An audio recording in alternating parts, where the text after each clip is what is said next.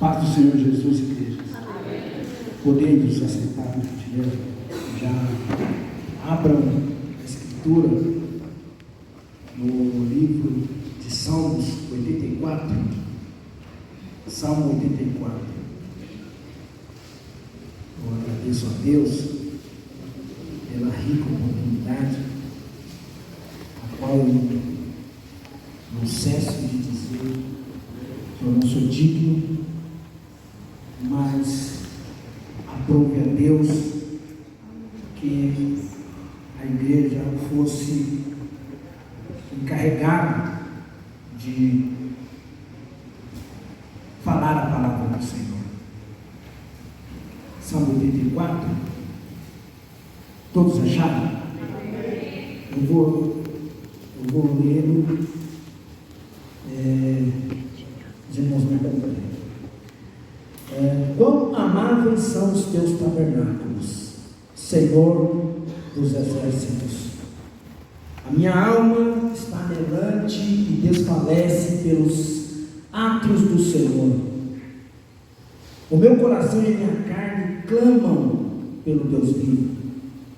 Até o pardal encontrou casa, e a andorinha ninho para si e para a sua prole, junto dos teus altares, Senhor dos exércitos, Rei meu e Deus meu. Bem-aventurados que habitam em tua casa, louvar-te-ão continuamente. Bem-aventurado o homem cuja força está em ti, em cujo coração estão os caminhos aplanados, o qual, passando pelo vale de Baca, faz dele uma fonte. A chuva também enche os tanques. Vão indo de força em força, cada um deles em Sião aparece perante Deus. O Senhor dos exércitos, escuta a minha oração, inclina os meus ouvidos, ó Deus de Jacó. Olha, ó Deus, escudo nosso, e contempla o rosto do teu ungido, porque vale mais um dia nos teus átrios do que em outra parte mil. Preferiria estar à porta da casa do meu Deus a habitar nas tendas da impiedade, porque o Senhor Deus é só um escudo. O Senhor dará graça e glória, não negará bem algum aos que andam na retidão. Senhor dos exércitos, bem-aventurado o homem que em ti põe a sua confiança. Eu li esse salmo na palavra introdutória da terça-feira, e quando eu recebi o convite do pastor, eu folhei, vi em todo lugar, mas sempre eu voltava a minha mente nesse salmo. Eu li, meditei, e algumas coisas me chamaram a atenção, e eu quero compartilhar com os irmãos. O livro de Salmos é uma coleção de cânticos poéticos e orações ali. Não, testemunho de fé, de experiência, de vida com Deus. Foram séculos de história, formando uma escola, mas não é a escola da vida, porque é possível que se tenha a gente vivendo a vida, qualquer ímpio vai ter experiências na vida, mas não se trata aqui de experiência de vida, se trata de experiência de fé com Deus. Se trata da escola, não da escola da vida, mas da escola de Deus, da escola de Deus. E na escola de Deus, o povo aprendeu. Quem estuda na escola de Deus aprende. tem como não ser promovido, não tem como não ser vitorioso, não tem como não vencer batalhas. As irmãs cantavam aqui, triunfar nas lutas, triunfar diante das dificuldades, triunfar diante dos problemas, triunfar com Deus. A escola do Senhor, nós estamos na escola de Deus, como o povo de Israel esteve na escola do Senhor, na escola de Deus. E na escola de Deus não tem como reprovar. Você não reprova, você é aprovado. Eu tenho certeza aqui que Deus está aprovando cada um que aqui está, porque você está na escola de Deus, meu irmão. Você não está na escola da vida, está na escola de Deus. E com Deus a gente aprende, e com Deus a gente vence, e com Deus nós somos promovidos. Agora o problema é que nós temos que frequentar a escola de Deus. Tem que frequentar a escola de Deus, né? Porque se não frequentar a escola de Deus, como Deus vai te aprovar? Como que Deus vai te promover? Como que Deus vai fazer de você vencedor? Vencedor. Para isso nós precisamos frequentar a escola de Deus. E tem muita gente que não frequenta. Vem de vez em quando. E essa é a causa da derrota de luta, gente. Porque o que está sendo contado aqui é a história de vida. Nós vemos aqui a história do povo de Israel. E os salmos remontam, pelo menos aí, no caso do Salmo 84, 700, 800 anos antes de Cristo. E esse salmo, embora ele evoca um salmo de adoração, ele é um salmo de peregrinação. É um salmo de peregrinação. Ou seja, é o salmo em que os israelitas cantam quando eles estão saindo do seu território e indo para Jerusalém. Porque essa era a lei mosaica, que o povo de Israel, as tribos de Israel, elas deveriam se dirigir para Jerusalém 3 vezes durante o ano, para celebrar as festas religiosas que eram realizadas em Israel: a festa da Páscoa, a festa do Tabernáculo e a festa de Pentecostes. Eram realizadas essas 3 festas, e todo o povo então saía, todo o povo entre aspas, né? Essa era a ideia, era que todos viessem para a escola de Deus. Deus estava lecionando, era ano letivo, e ainda continua sendo, mas muitos não vinham, e o povo saiu. Me chamou a atenção, porque é interessante, porque nós hoje, para sabermos que dia que é, que ano que é, basta olharmos no celular, né? Tecnologia, nós olhamos para o celular, a gente sabe que dia que é, que ano que nós estamos. E naquela época? Como que era? Porque o povo não sabia exatamente que dia que é, ou o momento certo de se dirigir para Jerusalém.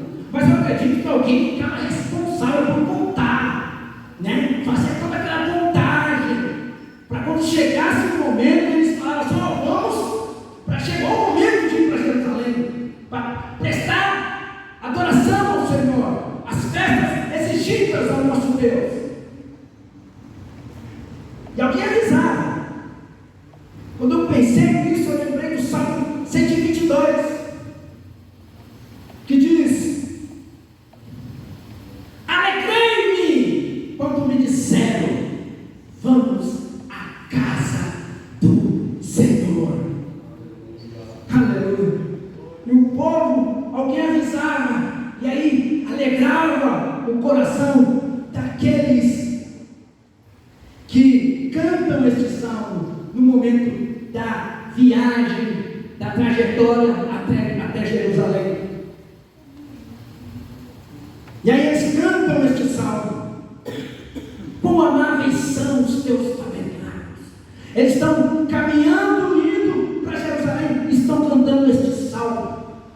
O poeta, o salmista, é atribuído aos filhos de Coré este salmo, e eles cantam: quão amáveis são os teus tabernáculos, Senhor dos exércitos. Ou seja, ele está falando do momento da adoração no templo, tabernáculo. Todo mundo aqui sabe que é o templo que Deus determinou quando fez aliança com Israel para que construísse um templo, para que Deus pudesse habitar no meio do povo. Então, o tabernáculo é a expressão do salmista, uma maldição. Mas esse salmo, ele está evocando e destacando, melhor dizendo, a importância de sentir a experiência espiritual e sobrenatural da presença de Deus. Está falando da necessidade de sentir, do homem sentir, do homem anelante pela presença, pelos atos do Senhor. Demonstra aqui uma explosão de alegria, de satisfação da presença do nosso Deus. Quer destacar isso, a importância de sentir a presença de Deus. E o quão ela é importante, melhor, ela é essencial. Ela não é importante, porque importante é aquilo que é importante, mas pode faltar. Mas a presença de Deus não pode faltar, ela é essencial. Ela é relevante na vida do povo de Deus. E aí nós vemos o povo sendo vitorioso, o povo vencendo batalhas, o povo vencendo situações difíceis, colocando as suas expressões em oração, colocando a sua situação em súplica, mas também colocando as suas alegrias, suas vitórias, suas conquistas em salmos, cânticos de louvores, porque Deus nunca deixou de salvar, de livrar, de cuidar, como as irmãs e os irmãos cantaram aqui, porque o Senhor tem cuidado de ti, né?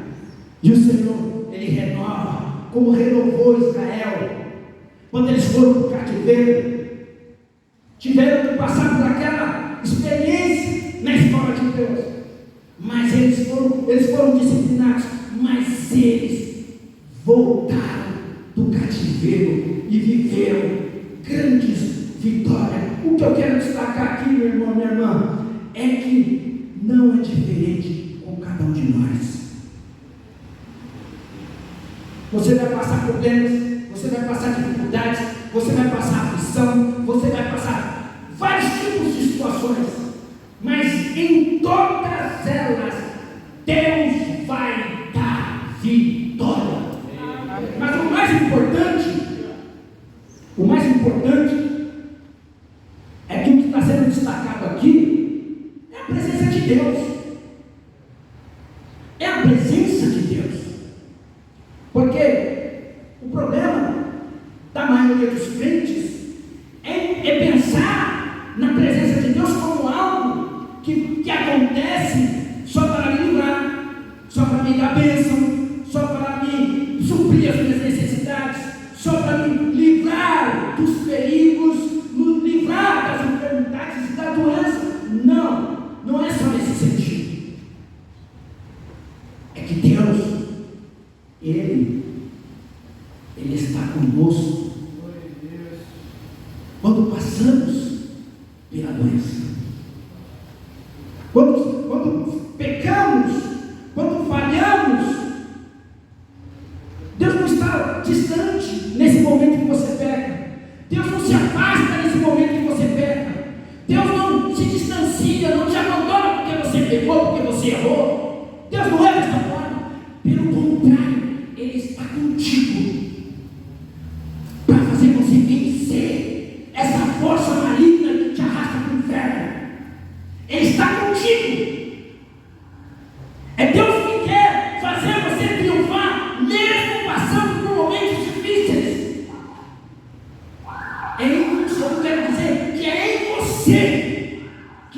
está realizando a vitória. Não é fora de você. O maior problema é achar que Deus está fora para fazer as coisas. Não, Deus está dentro de você. Já fazendo aquilo que os irmãos cantaram aqui. Renovando.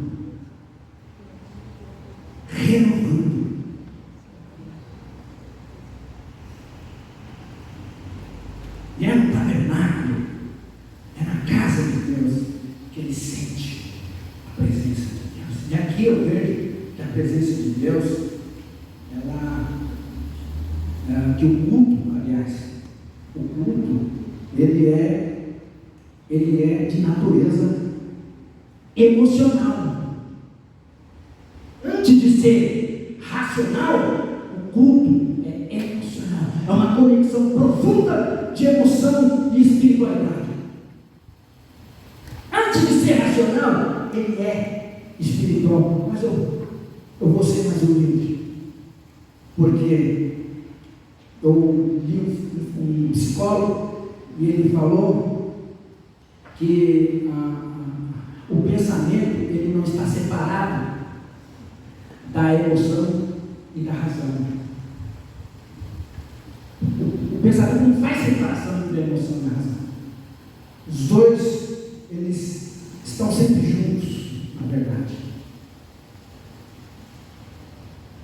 Mas é a nossa igreja que resgata a emoção do culto com o pentecostalismo. Nós vamos ver que ali, na virada do século XIX, século XX, não havia pentecostalismo. O que havia era um movimento que visava extinguir o Espírito Santo da igreja. Mas em reação a isso, Deus derrama o seu carisma, Deus derrama o seu sócio, e a igreja é avivada. E há uma explosão, há um mover de Deus, que foi o pentecostalismo. E o pentecostalismo é hoje o maior movimento de comunhão não católica no mundo inteiro. Aleluia, Jesus. Foi a reação do Espírito de Deus, batizando com o Espírito, renovando a igreja. Porque nós precisamos da presença de Deus. É essencial.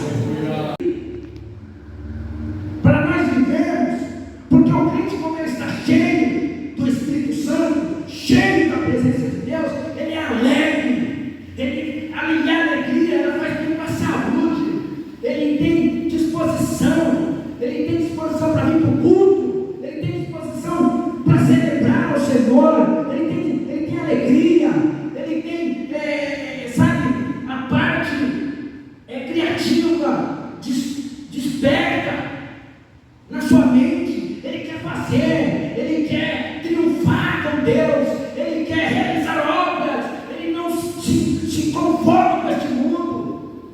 Por quê? Porque essa presença é que torna a vida dele possível, é que torna possível, é a presença de Deus que torna possível, é a presença de Deus que torna possível. Então a gente precisa viver da presença de Deus. Essa palavra, ela vem nesse tempo de hoje, porque os crentes estão tendo dificuldade, porque os crentes não estão mais sentindo a presença de Deus como antes. Não estão, sabe? E por isso deixa de viver em vitória, deixa de viver nessa elevação espiritual da salvação do Cristo. Agora é interessante que o salmista ele faz uma comparação com o aspecto do animal, do templo, dos pássaros, dos pardais. Aí ele fala: o pardal encontrou casa, a andorinha veio para cima, passa um próprio, onde os animais, o que ele está querendo dizer é que o animal encontra lugar, o seu lugar na natureza. Na natureza, o animal encontra abrigo, ele encontra satisfação, ele encontra, ele faz o seu ninho, ele encontra abrigo, ele encontra alegria, felicidade, ele canta, não há estresse, não há tensão, não há tristeza, não há choro, porque o animal encontra o seu lugar na própria natureza, mas o homem, o ser humano, somente na presença de Deus. Na presença de Deus que nós encontramos o nosso lugar. Sabe por quê?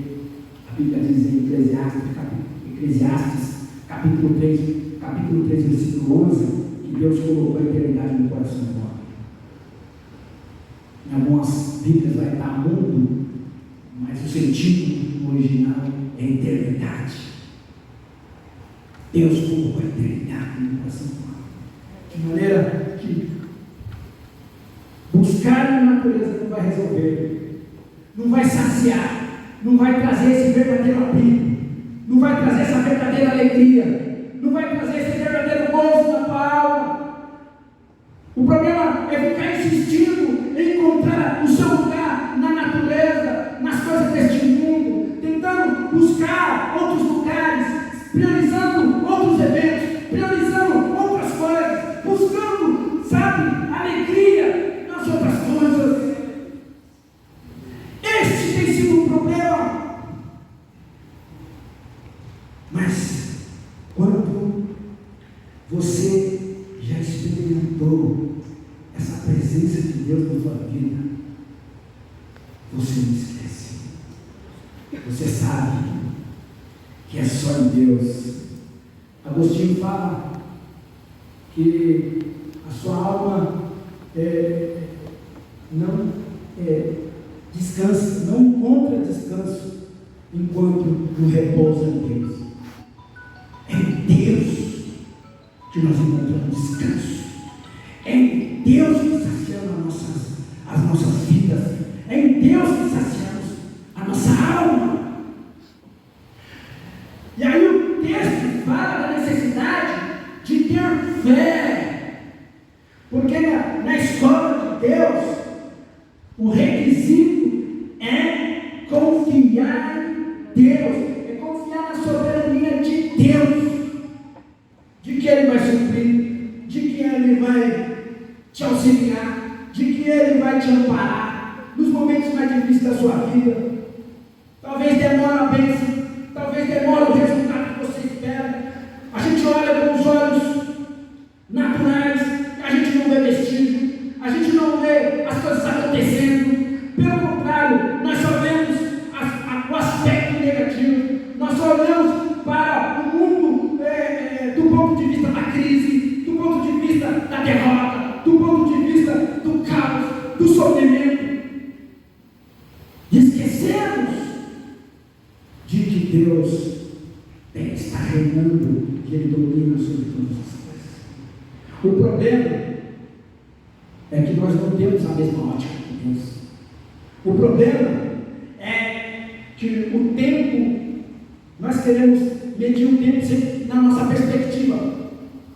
O tempo é de Deus, é o kairos de Deus. Nós precisamos encontrar na presença de Deus o descanso que Ele prometeu desde que o homem, lá no jardim do Éden, resolveu tomar a atitude por si mesmo e o destino da sua própria vida, e dali passou a viver e sem descanso na sua própria inquietude, tentando saciar encontrar paz, saciar a sede da sua alma, longe de Deus.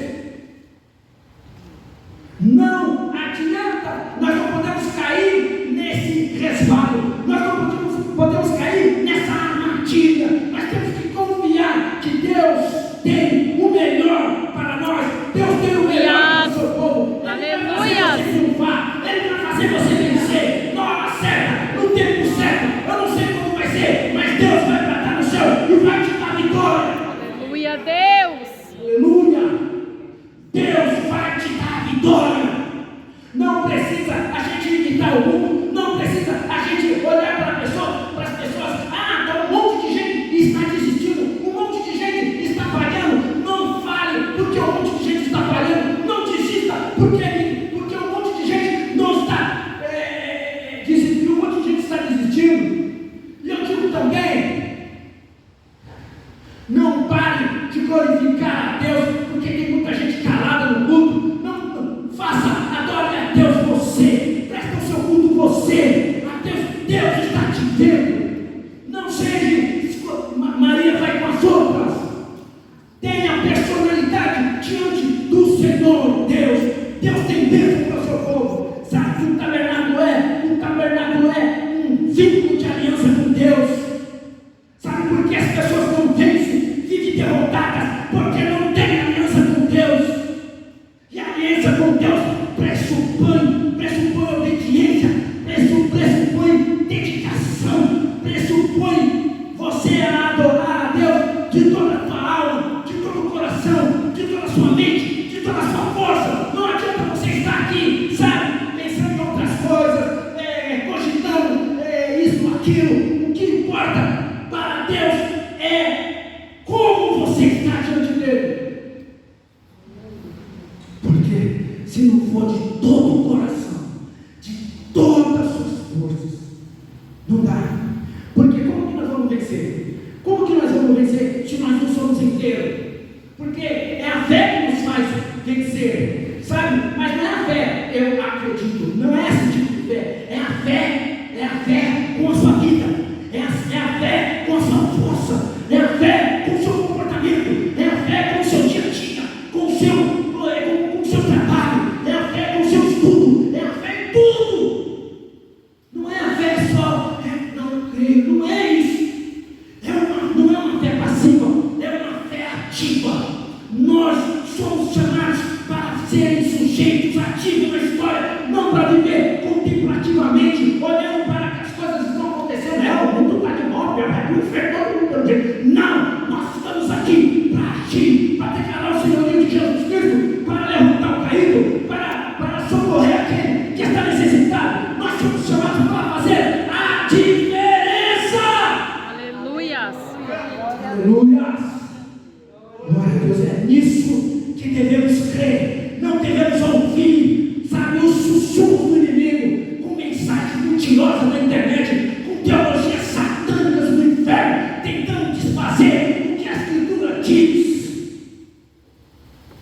Nós temos este livro como palavra de Deus. Ela é a palavra de Deus. Ela não contém a palavra de Deus. Ela é a palavra de Deus.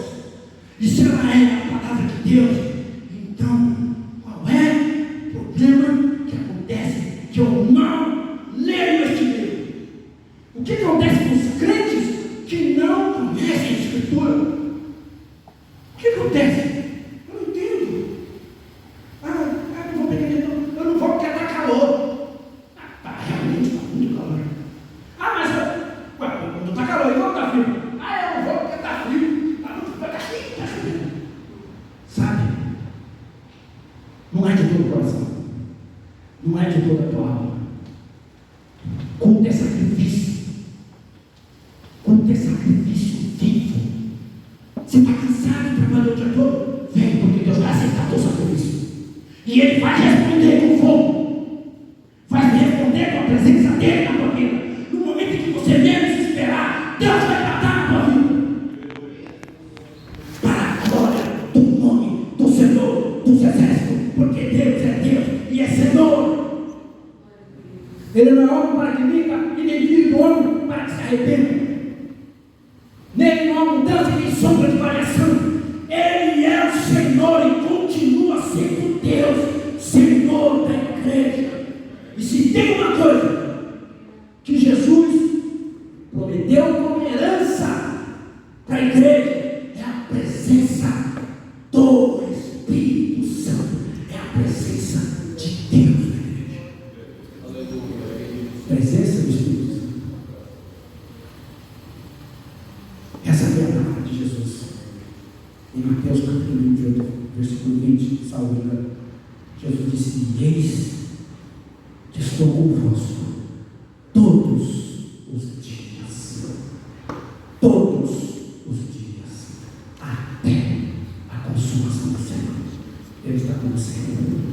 Ele está com você. Amém, Não Jesus. sei o que você está passando, Ele está com você. Ele está contigo. Ele está contigo quando você rege, quando você vem para a igreja, mesmo cansado. Ele está contigo. O Senhor é com seu povo. O Senhor é com sua igreja. Aleluia. Vamos lá, meus irmãos. Louvem a Deus. Glorifiquem ao Senhor Jesus. Aleluia. O Senhor está conosco. O Senhor está conosco. E Ele deu. Eu já encerro a presença do Espírito Santo. O Espírito Santo é a presença de Deus. É a presença de Deus. Não. É a presença de Deus. Aleluias. É isso que nós temos que parar. Sabe? A loucura, o dinamismo deste mundo, dessa sociedade pagã, desse mundo caído, desse cativeiro cultural, sabe? É tão caído, é tão corrompido, que atrapalha você sentir a dimensão daquilo que é dito na Sagrada Escritura, sabe? Presença de Deus em mim, em você. E por que nós temos que estar aqui? Porque essa presença foi liberada para a igreja, não foi para você individualmente. Lógico que o Espírito Santo vai estar com você onde você estiver, mas a presença que enche nossa alma, que enche o nosso coração, que nos enche de fervor, é na igreja, eclesia, reunião, para essa Deus, Ele liberou, Ele derramou a sua presença, o seu Espírito. Paulo escreve, o amor de Deus é derramado em nossos corações pelo Espírito que nos foi dado. É esse Espírito que enche o teu coração, tua alma. Se não está enchendo, aprende com o salmista, versículo 8. Senhor dos exércitos, Senhor dos exércitos, escuta o quê? A minha oração. Começa a orar. Se não está sentindo nada, se não está enchendo o coração, vai orando. Porque Jesus ensinou: vigiai e orai sem cessar. Ah, não, já orei hoje. Orou meia horinha. 5 minutos já levantou, sentou na cadeira. Mas já orou? Que oração é essa? O que está acontecendo conosco? Como nós vamos viver essa plenitude abundante, essa explosão de alegria, se nós somos, sabe, tudo pela metade? É sempre nós, nunca Deus. Deixa Deus ser tudo em você. Quando Deus for tudo em você, a plenitude vai abundar na minha, na sua vida e na igreja. E as pessoas, quando virem neste lugar, elas vão ficar inquietas, elas vão querer aquilo que está em você, que está em nós. Se não, irmão, eles vão entrar aqui e vão sair como se tivessem entrado em qualquer outra reunião por aí. Não pode acontecer isso, porque a nós foi dada a presença. Aleluias. Amém, Jesus. Por isso o salmista diz: quão amáveis são os teus tabernáculos, Senhor dos exércitos. Deus abençoe a tua vida. Paz do Senhor Jesus, igreja. Podemos assentar no dinheiro. Já abram a Escritura no livro de Salmos 84. Salmo 84. Eu agradeço a Deus pela rica oportunidade, a qual eu não cesso de dizer que eu não sou digno, mas aprove a Deus que a igreja fosse encarregada de falar a palavra do Senhor. Salmo 84. Todos acharam? Eu vou ler. Os irmãos me acompanham. Quão amáveis são os teus tabernáculos, Senhor dos exércitos. A minha alma está anelante e desfalece pelos átrios do Senhor. O meu coração e a minha carne clamam pelo Deus vivo. Até o pardal encontrou casa, e a andorinha ninho para si e para a sua prole, junto dos teus altares, Senhor dos exércitos, Rei meu e Deus meu. Bem-aventurados que habitam em tua casa, louvar-te-ão continuamente. Bem-aventurado o homem cuja força está em ti, em cujo coração estão os caminhos aplanados, o qual, passando pelo vale de Baca, faz dele uma fonte. A chuva também enche os tanques. Vão indo de força em força, cada um deles em Sião aparece perante Deus. O Senhor dos exércitos, escuta a minha oração, inclina os meus ouvidos, ó Deus de Jacó. Olha, ó Deus, escudo nosso, e contempla o rosto do teu ungido, porque vale mais um dia nos teus átrios do que em outra parte mil. Preferiria estar à porta da casa do meu Deus a habitar nas tendas da impiedade, porque o Senhor Deus é só um escudo. O Senhor dará graça e glória, não negará bem algum aos que andam na retidão. Senhor dos exércitos, bem-aventurado o homem que em ti põe a sua confiança. Eu li esse salmo na palavra introdutória da terça-feira, e quando eu recebi o convite do pastor, eu folhei, vi em todo lugar, mas sempre eu voltava a minha mente nesse salmo. Eu li, meditei, e algumas coisas me chamaram a atenção, e eu quero compartilhar com os irmãos. O livro de Salmos é uma coleção